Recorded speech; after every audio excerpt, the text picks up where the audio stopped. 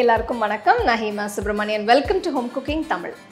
இன்னைக்கு நான் உங்களோட ஷேர் பண்ண போகிற ரெசிபி வெஜிடபிள் கட்லெட்ஸ். இது ஒரு கிளாசிக்கான ஸ்டார்டர் ஸ்நாக் ரெசிபி. இதில் நிறைய வெஜிடபிள்ஸ் போட்டு நல்ல டேஸ்ட்டாகவும் கிறிஸ்பியாகவும் இது செய்ய போகிறோம். ஸோ வாங்க ரெசிபிக்குள்ளே போகலாம்.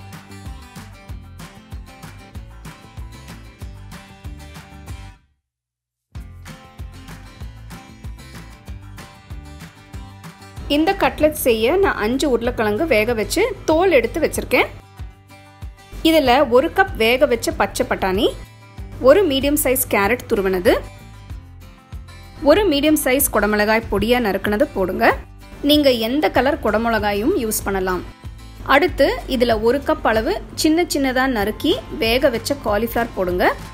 இதோட ஒரு பெரிய வெங்காயம் பொடியாக நறுக்குனது, 2 பச்சை மிளகாய் பொடியாக நறுக்குனது, 1 துண்டு இஞ்சி பொடியாக நறுக்குனது, நறுக்குன கொத்தமல்லி இலை கொஞ்சம், 1 எலுமிச்சை பழத்தோட சாறு.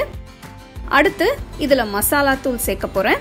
1/4 டீஸ்பூன் மஞ்சள் தூள், 1 டீஸ்பூன் உப்பு, 1 டீஸ்பூன் மிளகாய் தூள், 1/2 டீஸ்பூன் கரம் மசாலா தூள், 1/2 டீஸ்பூன் சீரகத்தூள் போட்டு எல்லாத்தையும் கலந்து விடுங்க.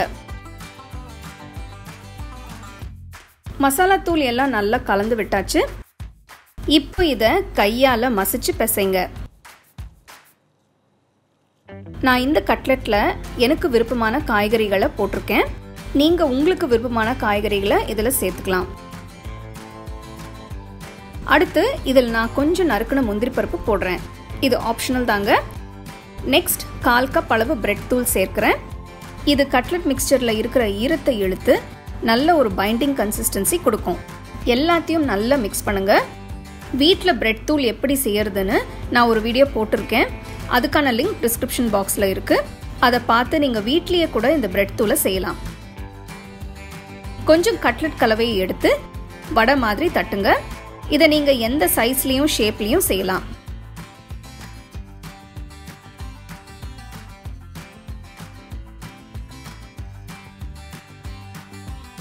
அடுத்து சின்ன கிண்ணத்தில் 1 டீஸ்பூன் சோளமாவு போட்டு கொஞ்சமாக தண்ணி ஊற்றி கட்டி இல்லாமல் கரைங்க.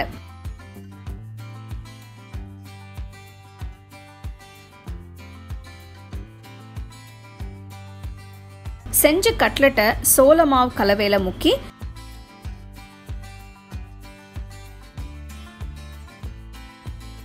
பிரெட் தூள்ல போட்டு நல்லா ரோல் பண்ணுங்க. கட்லெட்டோட எல்லா பக்கமும் பிரெட் தூள்ல நல்லா கோட் ஆகணும். எல்லா கட்லெட்ஸையும் இந்த மாதிரி ரெடி பண்ணி 10 நிமிஷத்துக்கு ஃப்ரிட்ஜில் வைங்க. கடாயில் பொரிக்கிறதுக்கான தேவையான அளவு எண்ணெயை ஊற்றி சூடு பண்ணுங்க.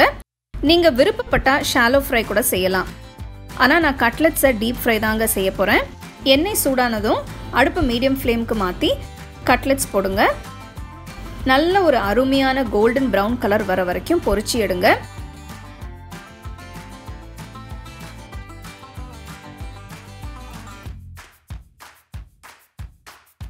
வாவ், கிறிஸ்பியான கிளாசிக் வெஜிடபிள் கட்லெட்ஸ் இப்போ ரெடி. சூடா பரிமாறுங்க.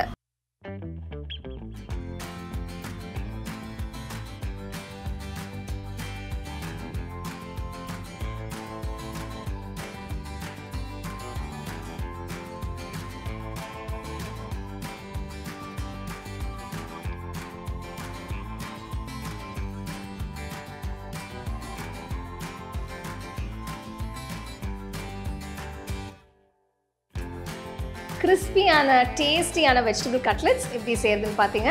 ஸோ இதில் வந்து நான் டீப் ஃப்ரை செஞ்சுருக்கேன். உங்களுக்கு வேணும்னா நீங்கள் ஷாலோ ஃப்ரை பண்ணி கூட இது செய்யலாம். இது வந்து நீங்கள் கெச்சப் இல்லைன்னா மேனேஸ் வச்சு சூடாக சர்வ் பண்ணிங்கன்னா அருமையாக இருக்கும்.